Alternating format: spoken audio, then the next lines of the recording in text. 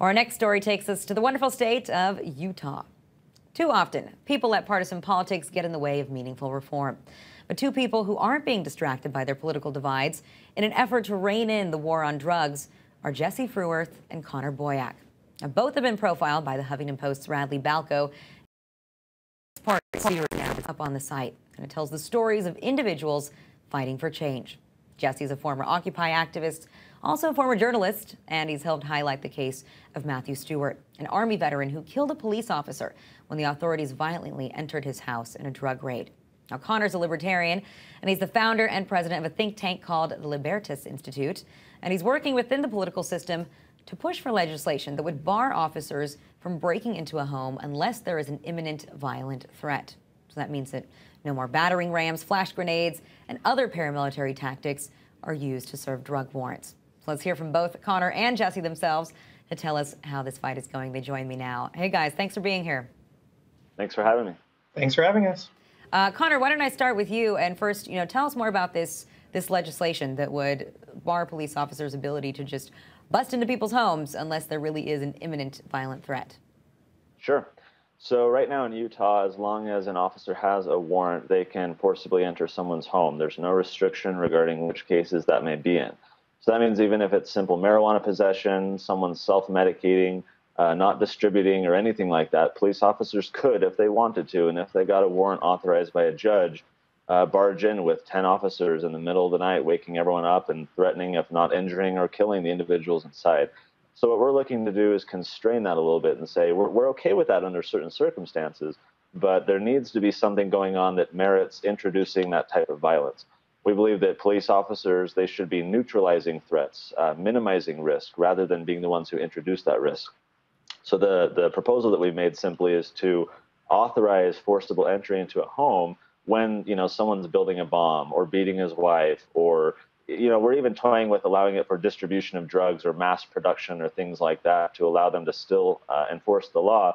What we're saying is we need to carve out a huge exemption for all the so-called nonviolent offenders that shouldn't be met with such force inside their homes. And what do you think the prospects of this are, actually making it through? In the profile, Radley says that you mentioned that a lot of politicians and lawmakers have expressed support to you, but not so many are willing to actually go on the record and say it for fear of, perhaps political retribution. And, and the messaging obviously matters here, that you have to say that this will save the lives of police officers as well, and not just drug addicts as people like to see it. Yeah, I think the prospects are a lot better this year than they were 2 years ago. And it's not just that we're saying that it can help police officers, it's that it actually will. And the instance that Radley highlighted in the first article in his series of Matthew David Stewart is the tragic event that allows us to make that case. A police officer died when executing that warrant going after some marijuana plants. This was a veteran who was self-medicating his PTSD with some marijuana. And in the shootout, 5 officers were injured and 1 officer died. And so that allows us to be able to change the debate, change the conversation, and help people realize that we're not looking to give more rights to perpetrators. We're not looking to protect suspects. We're looking, as I said in the interview in the article, to protect people on both sides of the gun, police officers as well. And that we sincerely do believe that if this proposal had been in effect a couple years ago, both Matthew and the officers would have been safe and protected. The warrant could have been executed in a much more reasonable way, getting him while he was on his way to work, something like that. So we have had a lot of conversation with legislators who are excited about seeing something. Of course, the devil's in the details. So many legislators are supportive of the overall approach, the general theme. They want to have the conversation. But of course, when we make our actual proposal and have the specific text, that's when we'll get into the nitty-gritty and see how much they support it. So, Jesse, how is it that you got involved in all of this and acquainted with Connor? Because some people might say that it's an unlikely coalition, somebody more from the right end of the political spectrum and someone like yourself, more to the far left. Sure. I got involved back when police initially raided Matthew David Stewart's home. As people may know, Matthew himself was injured and nearly killed. Several officers were severely injured. One officer was killed. And so he was immediately being labeled in the media as a cop killer and these sorts of things. But as Connor points out, the violence was initiated by police, and Matthew was merely responding to that. There was no violence in that situation.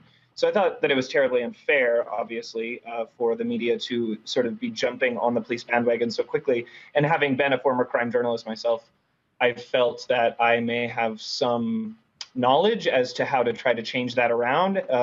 So I contacted the Stewarts and said, hey, I can help you with some PR. The media is going to eat you alive. Maybe I can help. And the rest was there. I've known Connor longer than I've known the Stewarts, although I didn't know him in real life. But he was one of the first people that I followed on Twitter years ago. And I've always been very impressed because while we disagree about some things, Connor is not one of these phony libertarians who just wants to shrink the welfare state aspects of the government, but leave behind a strong an imperial military and a militarized police force. He also wants to curb those things. So while we may disagree on some things, I feel like we agree on the most fundamental matters. So see, I'm always a fan of things like this too, to see people teaming up, to leaving their partisan differences out of the equation and to looking at the things in which they can work together to try to actually enact some change that affects us all. But not everyone agrees. For example, last weekend I went to the NSA, the Stop Watching This rally that was protesting against NSA surveillance in Washington, D.C. And some people didn't like the fact that you had people like Gary Johnson that were there teaming up with maybe more liberal activists because they thought that this is the wrong kind of people to align yourself with because ultimately you have fundamental views of what role the government needs to play in your life. So what do you say to the doubters, Jesse?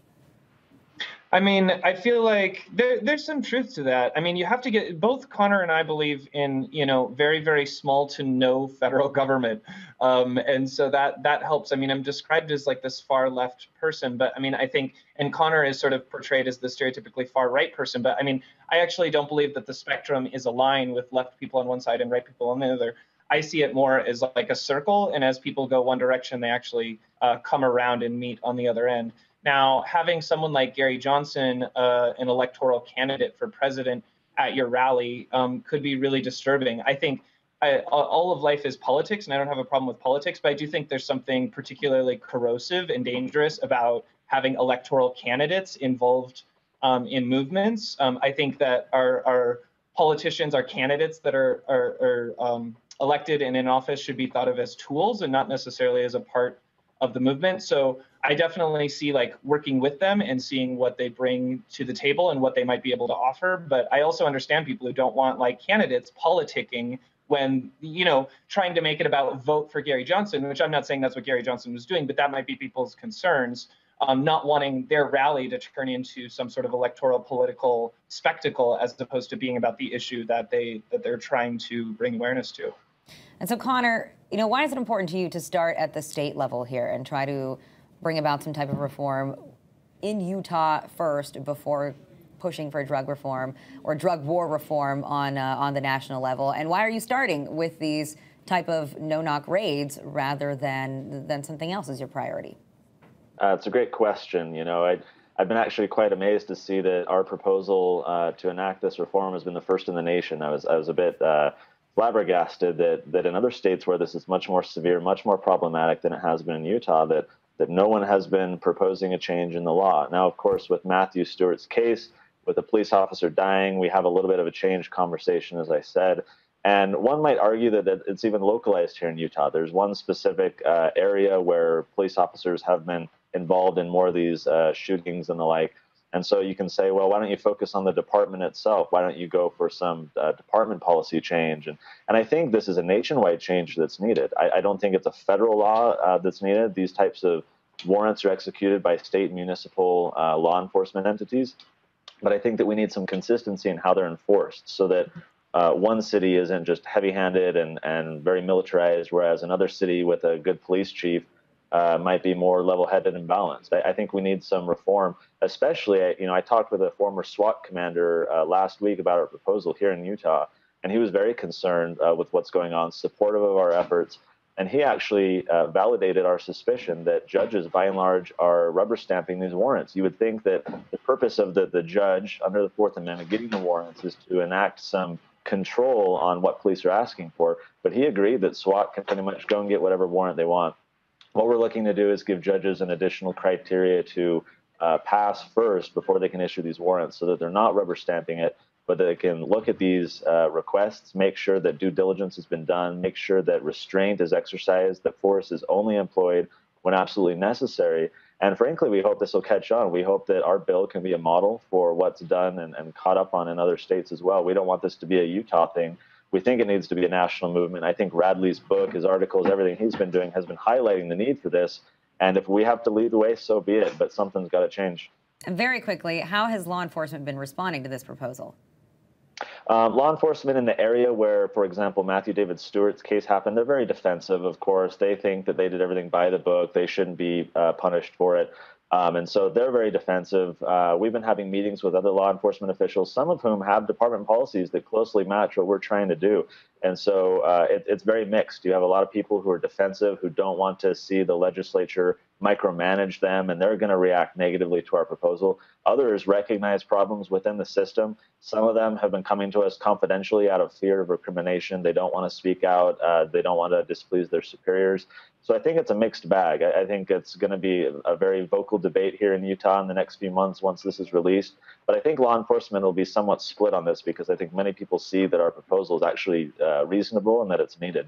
Well, I certainly hope to see this proposal go through and, become an example for other states to follow. So Connor and Jesse, thank you both so much for joining me.